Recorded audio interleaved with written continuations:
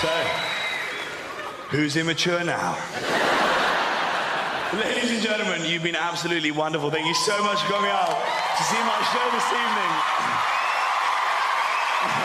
Now, one thing. Before I go, now, some of you that have seen me before will know that quite a lot of the time when I'm on stage, and indeed television, I spend quite a lot of my time talking about someone that I grew up with, that I attended the same school as, and pouring quite a lot of scorn upon said person. That person is Robert Pattison. The renowned Hollywood actor, star of the Twilight films, who I went to school with and was better than me at school and is indeed probably better than me now. But let me tell you, this evening, I will not be slagging him off because I am over it, all right? I've dealt with it, I've faced my own demons, and I'm not bitter anymore. So, Team Jacob. Now, what I thought I'd do instead is give him, in many ways, the right to reply. Because I went out and I got hold of every single autobiography and biography that's ever been written on Robert Pattison.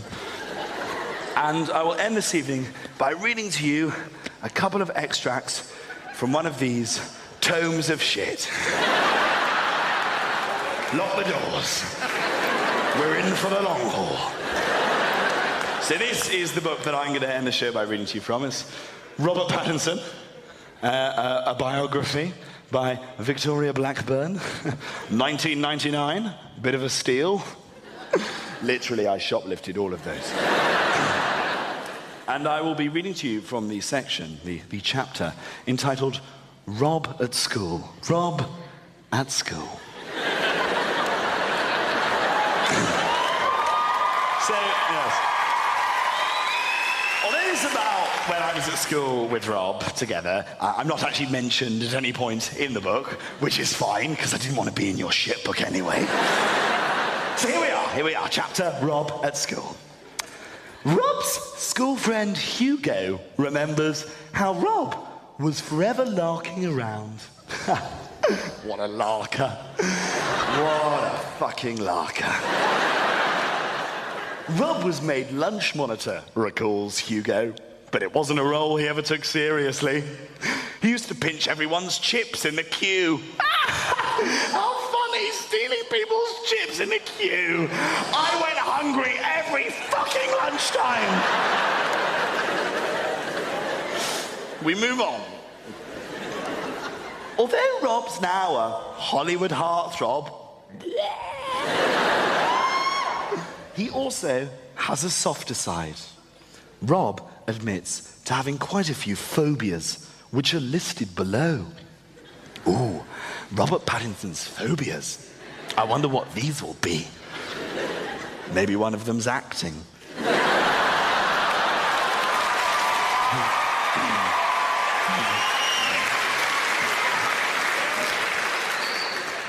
I like this bit. 1, Robert Pattinson's phobias. Heights. Ooh, scary. Probably couldn't have pulled off a stunt like that. 2, darkness. 3, flying. So far, it's not great for a vampire, is it? 4, driving. 5, getting stabbed. Right, getting stabbed is not a phobia. Yeah, I wouldn't be keen if someone just walked up to me in the middle of the street and started stabbing me for no reason, but I wouldn't list it as a specific phobia. And therefore what? Are we meant to assume that anything that's not on Robert's stupid little list of phobias is something that Robert's not afraid of? All I'm saying is anal rape is not on the list. 6, floating. Having seen your performance in Water for Elephants, your acting is so wooden you would probably float.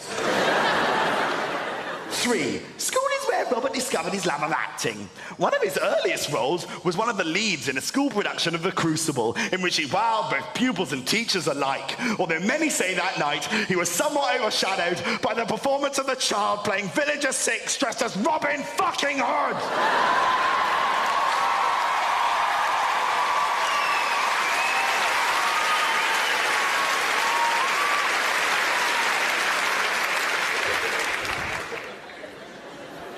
paraphrasing a little.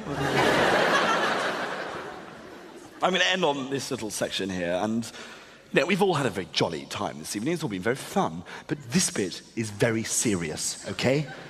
Because I'm about to read you the section of Robert Pattison's biography which deals with the very sensitive subject of bullying.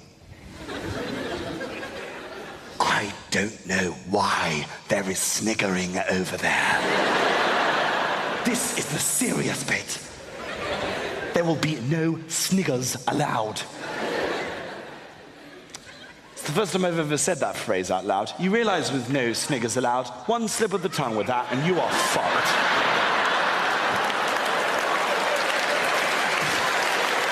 We're moving.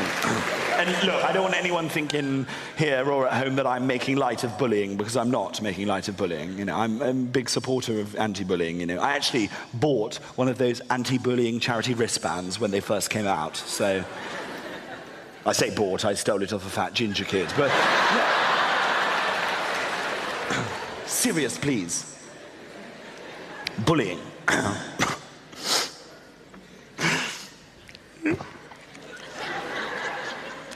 It was not all plain sailing for Rob. Although difficult to imagine, Rob was actually bullied at school. In a recent interview with the press, he recalled how once at school in year 8, some bastard, stole the shoelaces from his gym shoes. But he didn't let it get to him. He just carried on wearing them without. Who's laughing now?